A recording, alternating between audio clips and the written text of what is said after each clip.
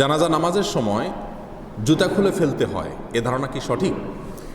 আমাদের সমাজে অনেকেই দেখবেন যে জানাজা নামাজ বিশেষ করে মাঠে বা বাহিরে কোনো খোলা জায়গা যখন হয়, তো ইমাম সাহেব ঘোষণা দেন যে জুতাগুলো খুলে নেন।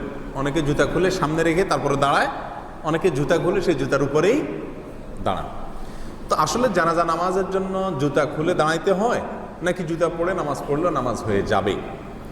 এই প্রশ্নের উত্তর হলো যে সাধারণ অবস্থাতে জুতা পরে নামাজ পড়লে কোনো অসুবিধা নাই। এমন কোনো কথা নাই যে জানাজা নামাজ পড়তে হলে আপনাকে বাহিরে মাঠে যখন পড়বেন তখন জুতা খুলে জুতার উপরে দাঁড়াইতে হবে বা জুতা খুলে সামনে রেখে তারপর আপনাকে দাঁড়াইতে হবে, এমন কোনো বাধ্যবাধকতা নাই। আনাস রাদিয়াল্লাহু তাআলা আনহুকে জিজ্ঞাসা করা হয়েছিল, রাসূল করিম সাল্লাল্লাহু আলাইহি সাল্লাম কি জুতা পরে নামাজ পড়তেন? তিনি বলেছেন হ্যাঁ, তিনি জুতা পরে নামাজ পড়তেন। অবশ্য তার সে জুতা আমাদের মতো আজকালকার যে সমস্ত রুক্ষ শক্ত জুতা আছে, অনেক শক্ত সোল্ডের জুতা আছে, এরকম জুতা ছিল না। অনেকটা মোজার মতো জুতা, সফট ছিল, যেটা পরে নামাজ পড়া যায়।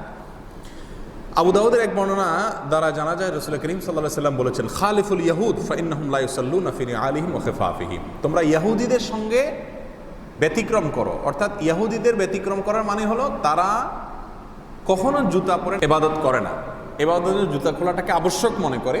অতএব তোমরা যদি কারোর জুতা পরা অবস্থায় ইবাদত করার প্রয়োজন হয় তাহলে তোমরা করতে পারো, ইহুদিদের মতো এটাকে জুতা খোলাটাকে আবশ্যক বানিয়ে নিবে না।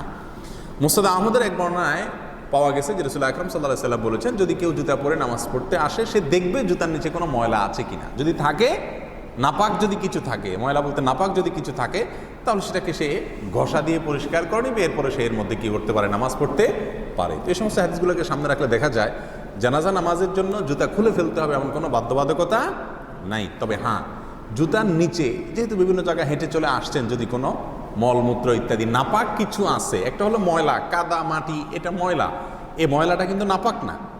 এই দৃষ্টিকোণ থেকে অপবিত্র হওয়া এক জিনিস, আর সাধারণ অপরিচ্ছন্ন এটা আরেক জিনিস।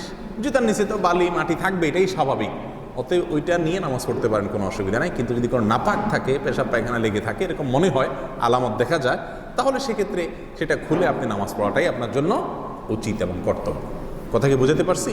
তাহলে স্বাভাবিক অবস্থায় জানাজা পড়লেই জুতা খুলে ফেলতে হবে এমন কোনো কথা নাই। বিশেষ করে আজকাল শহর অঞ্চলে রাস্তাঘাটে বা মাঠে এত ময়লা, নাপাক কোথায়? ময়লা আছে, কাদা বা মাটি বালি এগুলো আছে, কিন্তু পেশাব পায়খানা এটা তো আর যত্রতত্র থাকে না, যার কারণে জুতা খুলে ফেলতেই হবে এমন কোনো কথা নাই। হ্যাঁ, আপনি খুলে দেখবেন, যদি দেখেন যে নাপাক আছে তলাতে, তাহলে সেক্ষেত্রে সেটা খুলে ফেলেন অথবা পরিষ্কার করে ফেলেন, তারপরে সেটাতে নামাজ পড়বেন।